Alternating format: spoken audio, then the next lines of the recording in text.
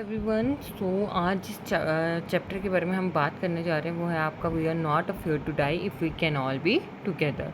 ये चैप्टर जो है आपके 11th क्लास का सेकंड चैप्टर है, जिसके टाइटल में अगर मैं फोकस करूं तो टाइटल जो है वो ये बताना चाहता है कि हमें मरने से भी डर नहीं लगता अगर हम सब साथ हैं। अब ये कहाँ से टाइटल आया वो तो हमें विद इन चैप्टर ही पता चलता है। इधर मैं आपको कंप्लीट चैप्टर तो रीड करवा नहीं सकती हूँ, तो कुछ इंपॉर्टेंट पॉइंट्स मैंने आपकी इस पीडीएफ पे रख दिए हैं जो मैं आपके साथ डिस्कस करूँगी, और उसकी हेल्प से हम पूरा चैप्टर क्या करेंगे देखेंगे।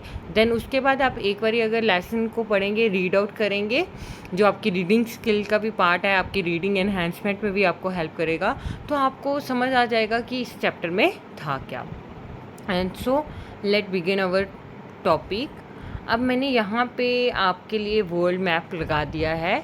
ऐसा नहीं है कि मुझे आपको ज्योग्राफी पढ़ानी है, ये सिर्फ आपको चैप्टर समझाने के लिए।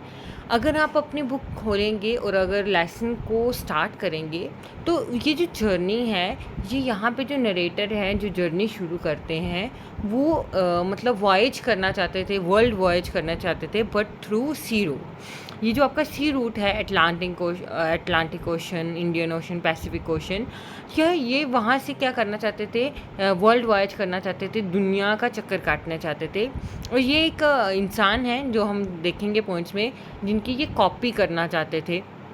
अब उनकी कॉपी करने के लिए इन्होंने जर्नी तो बिगिन की, कहाँ से बिगिन की उसके लिए ये मैंने मैप आपके यहाँ पे रखा हुआ है। अगर हम इसको एक बारी गो थ्रू करें तो आपको यहाँ पे दिख रहा होगा Asia, Africa, Europe, north America, south America, ठीक है, और नीचे है आपका अंटार्कटिका, ऑस्ट्रेलिया। ये हमारे काम के नहीं है, बस हमें मेन चीज़ें देखनी है जो आपको मैं यहाँ से बता देती हूँ।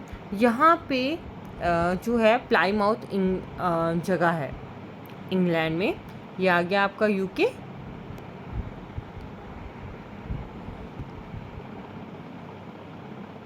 सॉरी, ये क्यों हो रहा, ये है आपका यूके। और ये जो यूके की ये लास्ट में टिप मिल रही है आपको, यहाँ पे एक जगह है प्लाईमाउथ, जिसको हम बोलते हैं प्लाईमाउथ इन इंग्लैंड। यहाँ से जो वॉयजर्स हैं या जो नरेटर हैं आपके इस चैप्टर के, वो अपनी जर्नी शुरू करेगी। ये मैं सिर्फ आपको इसलिए बता रही हूँ कि आपके दिमाग में एक इमेज बन जाए कि ये जर्नी कहाँ से शुरू हो रही है, क्या हर्डल्स यहाँ पे देखने को मिलते हैं। ये जर्नी जो है प्लाईमाउथ इन इंग्लैंड से शुरू होती है, और अगर ये अटलांटिक ओशन से शुरू हो रही है तो आप ध्यान से देखेंगे कि ये यहाँ से कहीं से नीचे की तरफ मूव कर रहे हैं ओशन के साथ, ठीक है।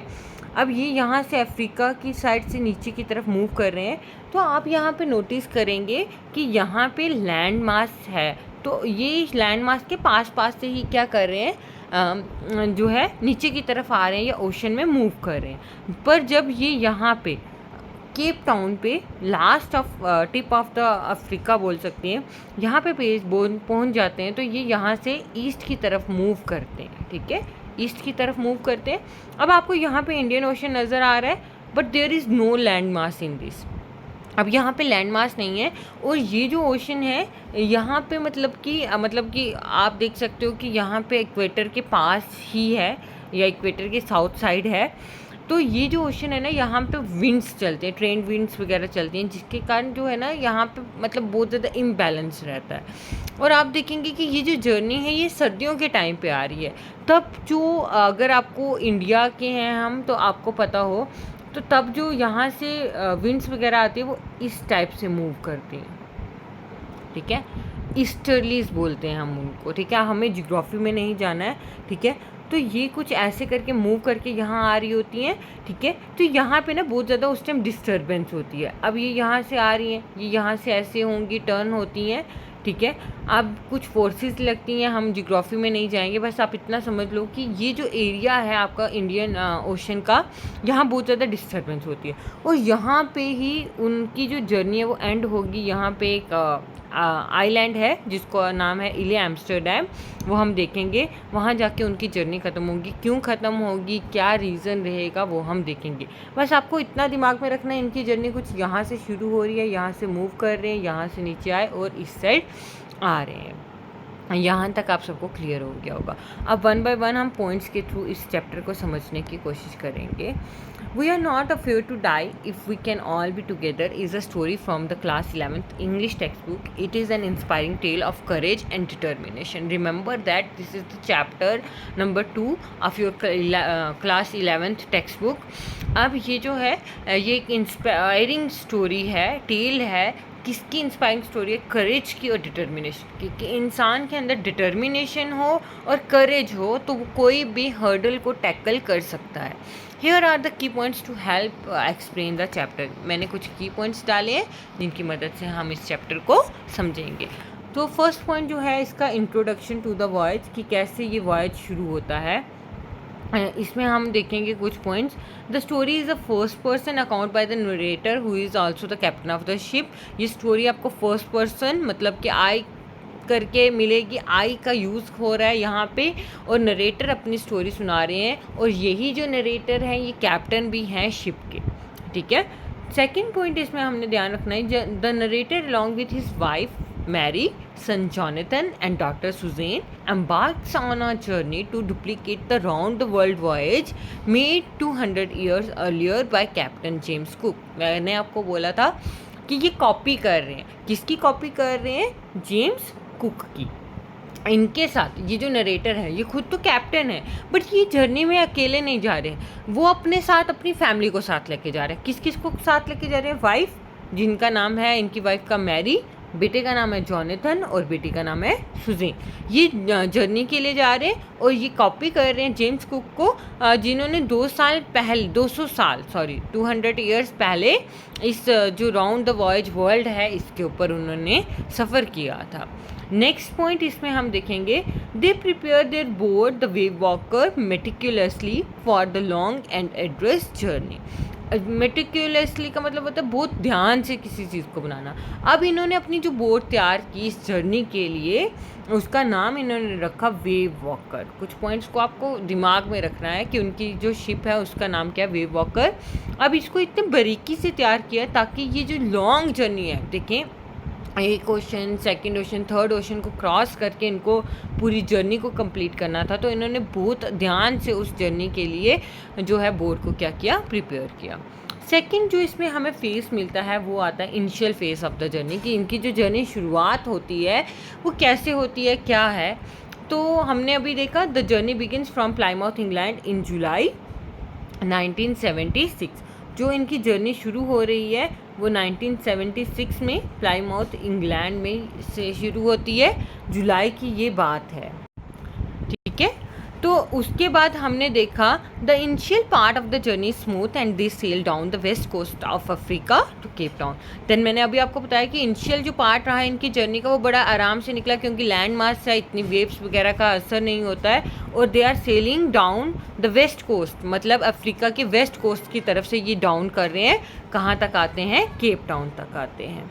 देन हम देखेंगे इनका जो फर्स्ट जर्नी मैंने आपको बता दिया अच्छे से बीत किया, ये वेस्ट कोस्ट की तरफ से नीचे की तरफ आ रहे हैं. उसके बाद क्या होता है इनके साथ? Encounter with the storm. मतलब कि जब ये इंडियन ओशन की तरफ आते हैं ना, मैं आपको शो कर देती हूँ कि जब ये इंडियन ओशन की तरफ इस साइड मूव कर रहे हैं तो इनको ना बहुत ज़्यादा प्रॉब्लम होने शुरू हो जाती है क्योंकि यहाँ लैंड मास नहीं है, वेव्स चल रही हैं. तो उसके कारण जो है वेव्स हैं, टाइड्स हैं, जिसके कारण मतलब कि शिप को बहुत ज़्यादा प्रॉब्लम, इनको बहुत ज़्यादा प्रॉब्लम फेस करनी पड़ती है और जिसके कारण शिप के ऊपर इसका बहुत ज़्यादा असर पड़ता है. ठीक है. अब इसमें हम पॉइंट्स देखेंगे, पॉइंट्स की मदद से इसको देखने की कोशिश करेंगे. As they move towards the southern Indian ocean they encounter severe weather. जैसे ये मूव करते हैं तो इनको बहुत रफ वेदर का मतलब कि सामना करना पड़ता है. बट मुश्किल से मतलब कि ठीक है, मतलब सामना करना पड़ता है. बट क्रिसमस डे 25 दिसंबर को ये अच्छे से सेलिब्रेट करते हैं, ट्री भी लगाते हैं, सब कुछ करते हैं, अच्छे से निकल रहा है. देन न्यू ईयर भी आ जाता है बट इनका जो वेदर है वो चेंज नहीं हो रहा है, मतलब कि जो सी का जो वहाँ का क्लाइमेट है, वेदर है, वो चेंज नहीं हो रहा है, वो ख़राब होते जा रहा है. On January 2 they face extremely rough sea and a massive storm. और 2 Jan को ये होता है कि इनको बहुत ज़्यादा रफ सी का सामना करना पड़ता है और बहुत ज़्यादा स्टॉर्म आ जाता है. Despite their best effort the wave walker is severely damage by a gigantic wave. अब कुछ पॉइंट्स नहीं यहाँ पे मेंशन है क्योंकि मैंने आपको बता दिया, मैं आपको सिर्फ ये समझाने की कोशिश कर रही हूँ कि इस चैप्टर में है क्या, with the help of a summary या सम इम्पॉर्टेंट इंपॉर्टेंट पॉइंट्स। सो यहाँ पे क्या होता है कि जब स्टॉर्म आता है तो इनकी ना मतलब कि बहुत एफर्ट्स करने के बाद मतलब कि ये स्टॉर्म जीप अगर आपने कोई बोट देखी हो तो आपको पता है यहाँ ऐसे करके कुछ कर्टन टाइप के लगे होते हैं। ये स्टॉर्म जीप जो होते हैं इसकी मदद से जो शिप है वो सेल करती है समुद्र में, तो इसके कारण मतलब कि बहुत ज़्यादा स्पीड थी, ठीक है, शिप की नॉट्स के अकॉर्डिंग स्पीड थी। इनको क्या करना पड़ता है, उसको उतारना पड़ता है, देन मूरिंग रोप को इनको लैश करना पड़ता है स्टर्न के ऊपर, शिप के पार्ट के ऊपर, ताकि जो एंकर है वो बांधते हैं ताकि जो वेट है शिप के ऊपर पड़े और वो थोड़ी सी उसकी स्पीड कम हो। बट इतने एफर्ट्स करने के बाद भी कुछ नहीं होता है, मतलब तूफान इतना ज़्यादा था कि उसमें वेव वॉकर जो है वो बुरी तरीके से डैमेज हो जाती है। डैमेज कैसे होती है, एक बहुत बड़ी सी वेव जो है वो ऊपर तक आ जाती है और वो डेक के ऊपर स्मैश कर देती है। डेक आप एक काम करेंगे कि शिप का मैंने यहाँ पे नहीं फोटोग्राफ लगाया, आप देखेंगे उसके पार्ट्स ऊपर की तरफ जो है वहाँ पे पानी पड़ जाता है और बोट जो है वो पूरी तरह से ख़राब हो जाती है और बोट के अंदर तक पानी चला जाता है। इतना पानी चला जाता है कि मतलब कि नीचे तक जो अंदर बोट्स के अंदर शिप्स के अंदर रूम्स वगैरह होते हैं वहाँ पे भी पानी चला जाता है। अब देखेंगे स्ट्रगल फॉर द सर्वाइवल। अब इन्होंने कैसे स्ट्रगल किया उस कंडीशन में। The family faces life threatening situation as the boat is flooded and the pump stop working. अब मैंने आपको अभी बताया कि बोट के अंदर पानी चला गया, फ्लड टाइप का आ गया, मतलब कि जब वो नीचे जाता है बंक से अंदर जाता है, बंक वगैरह बोट के अंदर जाता है, कैबिन्स में जाता है, तो वो देखता है कि बच्चे जो हैं वो बेड्स के अपर बंक में बैठे हुए हैं। मतलब कि इतना पानी था कि बच्चों को ऊपर बेड चढ़ के बैठना पड़ा बैठ के। और जो पंप थे जिससे पानी को बोट से बाहर निकाला जाता है वो भी ख़राब हो गए थे। क्यों? जैसे पानी अंदर चला गया उनके क्लॉथ्स, फूड सब मिक्स हो गया, सारा कुछ इकट्ठा हो गया, उसके कारण वो गंद जो था उन पंप्स में फंस गया और जो है पंप्स वो ब्लॉक हो गए। The children shows remarkable courage, but जो बच्चे थे वो बहुत ज़्यादा होशियार थे, मतलब करेजियस थे, ठीक है, उनकी एज ज़्यादा नहीं थी but they are courageous. Remarkable courage उन्होंने शो किया with Jonathan expressing that they are not afraid to die if they can all be together. और इसी बीच उनका बेटा जॉनथन, जिसका नाम जॉन भी है शॉर्ट फॉर्म में, वो बहुत करेज शो करता है और वो अपने फादर को बोलता है कि पापा मुझे मरने से भी मतलब डर नहीं लगता, अगर आप मम्मा सुज़ैन हम सब क्या है साथ हैं। तो ये चीज़ करेज वाली शो करती है कि मतलब बच्चे हैं, छोटी एज के बच्चे हैं और दे आर स्टिल करेजियस, कि उनको मौत से भी डर नहीं लग रहा है, कि मतलब हमारे पेरेंट्स, और एक ट्रस्ट है उनको पेरेंट्स पे कि वो हमें बचा लेंगे। Then the narrator and his wife work tirelessly to pump out the water and make temporary repairs to the boat। और जो नरेटर है उसकी वाइफ है, और याद रखना इनके साथ 2 क्रू मेंबर भी आए थे केप टाउन से। एक का नाम था हर्ब, पूरा नाम नहीं, शॉर्ट में उनका जो नाम है हर्ब, एंड दूसरे का नाम था लैरी। ये दोनों भी इनके साथ थे और ये दोनों क्रू मैन थे। इन सब ने मिलके बहुत काम किया, मतलब continuously they are pumping out water, steering the wheel, ये सब किए जा रहे हैं और मतलब कि बोट को कुछ भी करके बचाने की कोशिश कर रहे हैं। देन 5th पॉइंट इसमें आता है hope and resilience. They manage to keep the boat afloat and with the help of their companion they set up a makeshift sail. और बोलते हैं कि मतलब कि उन्होंने कुछ भी करके बोट टूट गई है बट फिर भी मतलब कि कप बोर्ड की वजह से थोड़ा सा पानी रुका हुआ है, और जो नरेटर है उन्होंने कैनवास वगैरह स्ट्रेच किया है बोट के ऊपर, जिसके कारण अब थोड़ा सा पानी कम अंदर आ रहा है। उन्होंने क्या किया, और कंपेनियन वही हर्ब एंड लैरी की हेल्प से उन्होंने मतलब कि सेल को किया, मतलब कि आगे बढ़ने की कोशिश की। Their perseverance and team work help them navigate toward safety.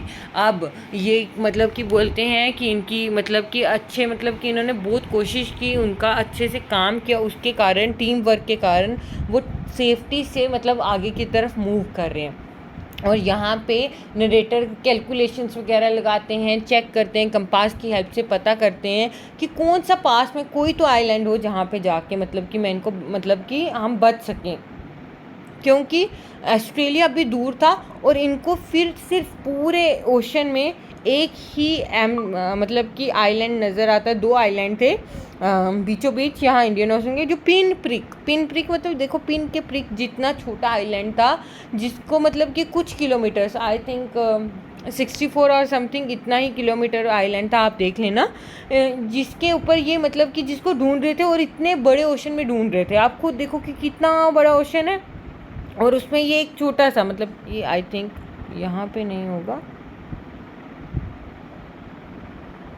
यहाँ कहीं पे होगा, इले एम्स्टर्डम, ये उसकी कैलकुलेशन लगाते हैं और वहाँ की तरफ मूव करते हैं। और नरेटर मतलब थक जाते हैं। 2 दिनों के बाद ये बेचारे, कुछ खाने को मिल जाता है इनको, बिस्किट्स वगैरह, और ये वो उसको क्या करते हैं, खाते हैं। और उसके बाद टाइम टू टाइम, मतलब कि एक रेस्ट कर रहा है, देन दूसरा रेस्ट कर रहा है, ये करते करते आगे की तरफ बढ़ रहे हैं। अब ये कैलकुलेशन जब लगाते हैं उसके बाद ये मतलब कि इनको होता है कि मतलब कि शायद हम बच जाएं। अब rescue and relief, after a long and gruelling struggle they sight a small island इले एम्स्टर्डम। जब वो रेस्ट करने के लिए जाते हैं तो वो लैरी और हर्ब को बोलते हैं कि अगर हम लकी हुए तो मतलब कि नियर बाय 6 PM हमें जो है इले एम्स्टर्डम मिल जाएगा। बट जब वो उठते हैं, आई थिंक 5 PM की बात है, तो जब वो उठते हैं तो टाइम ज़्यादा हो गया होता है और उनको लगता है कि हमें वो आइलैंड नहीं मिलेगा। बट जैसे ही वो क्या करते हैं, मतलब कि इतनी देर में बच्चे आ जाते हैं और वो क्या बोलते हैं कि मतलब कि पापा, जो जॉनथन है वो बोलता है, dad you are the best, can I hug you. तो डैड भी लाइक, मतलब कि वो कंफ्यूज हो जाता है कि भाई मैंने तो मतलब कि इनको बचा नहीं पा रहा हूँ, तो ये ऐसी बातें क्यों कर रहा है। तो वो बोलते हैं कि क्यों नहीं, you are the best dad and you are the best daddy in this world. और ये कह के वो उसको बोलते हैं कि हमारे सामने आइलैंड है, हमें आइलैंड मिल गया। वही लिखा हुआ, after a long and gruelling struggle they sight a small island, जिसका नाम था Ile Amsterdam. They manage to reach the island safely and the family is rescued. और रात को वो उधर शोर के पास लगा के, सुबह वहाँ के जो इनहेबिटेंट्स थे वो आते हैं, उनकी हेल्प करते हैं बोट को किनारे पे लगाने पे। देन इसकी थीम के ऊपर देख लेते हैं। आई होप आपके दिमाग में एक स्टोरी फिट होगी। अब यहाँ पे पूरा चैप्टर पढ़ाना बहुत मुश्किल है, तो मैंने कुछ इंपॉर्टेंट पॉइंट्स के थ्रू आपको ये समझाने की कोशिश की है। इसकी थीम क्या है, the story highlight themes of bravery, determination and the strength of the human spirit. कि ये थीम्स हाईलाइट करते हैं कि कैसे इंसान ब्रेव होना चाहिए। क्योंकि जब स्टॉर्म आया था, जो नरेटर है ना, वो पानी में ऑलमोस्ट चले गए थे। और देन जब वो मतलब कि रस्सी बांधी हुई थी, तो जब वो पोल के साथ खींचते होते हैं बोट के ऊपर, उनकी रिब्स टूट गई थी, उनके दांत टूट गए थे, उनके माउथ में ब्लड आ गया था। फिर भी वो डिटरमाइन थे कि मुझे कुछ भी करके अपने बच्चों को बचाना है। और बच्चे देखो, मतलब कि उनकी जो बेटी थी सुजैन, उसको मतलब इंजरीज आ गई थी, उसको आँख के ऊपर एक बहुत बड़ा बम्प सा हो गया था, जिसके लिए पता नहीं कितने जो है ऑपरेशन वगैरह, ये सर्जरीज उसकी हुई थी। But they are still brave, are determined. ठीक है, डिटरमाइंड हो गया कि मतलब कि हमें ये करके दिखाना। और स्ट्रेंथ बताया गया ह्यूमन स्पिरिट की। It emphasise the importance of family unity and working together in the face of adversity. और ये जो चैप्टर है, ये चीज़ भी बताता है कि फैमिली क्या है, यूनिटी कितनी इंपॉर्टेंट है, और एक दूसरे के साथ मिल के हमेशा मुश्किलों का सामना करने से हम कैसे उससे बाहर निकल सकते हैं। और मैसेज क्या है इस स्टोरी का, the story conveys that the courage, hope, togetherness, it is possible to overcome even the most daunting challenges. की जो स्टोरी है वो हमें ये मैसेज देती है कि करेज के साथ, होप के साथ, हिम्मत के साथ, उम्मीद के साथ और साथ के साथ, अपनी फैमिली के साथ हम किसी भी मुश्किल से मुश्किल चैलेंज को ओवरकम कर सकते हैं। तो ये थी आपकी story. This points capture the sense of the chapter and the key moment that illustrate the resilience and bravery of the family during the perilous journey. कि इन पॉइंट्स के थ्रू मतलब कि बताना चाहती हूँ कि मतलब कि ये चैप्टर जो है ये चीज़ बताता है कि ब्रेवरी के साथ, और मतलब कि जब आप एक बार ठान लेते हैं कि मुझे ये चीज़ करनी है, आप इजीली किसी भी पेरिलियस जर्नी, मतलब कि कोई भी मुश्किल से मुश्किल जर्नी जो है ना, आप उसको क्या कर सकते हो, ओवरकम कर सकते हो। अगर ये हार मान लेते तो ये कभी भी वहाँ तक नहीं पहुँच सकते थे। और मतलब कि इनकी बोट की इतनी बुरी हालत थी कि ये कभी भी इले एम्स्टर्डम तक भी नहीं पहुँचते। बट इनके अंदर इतनी हिम्मत थी कि इन्होंने कर दिखाया, और ये जो है मतलब कि अपने आप को वहाँ तक लेके गए। आई होप आपको ये स्टोरी समझ आई होगी। नहीं आएगी, एक बार फिर गो थ्रू करना है इस वीडियो को, और उसके बाद चैप्टर रीड करना, ताकि जो कुछ पॉइंट छूट गए हैं वो आप खुद समझ लें। ठीक है, थैंक यू।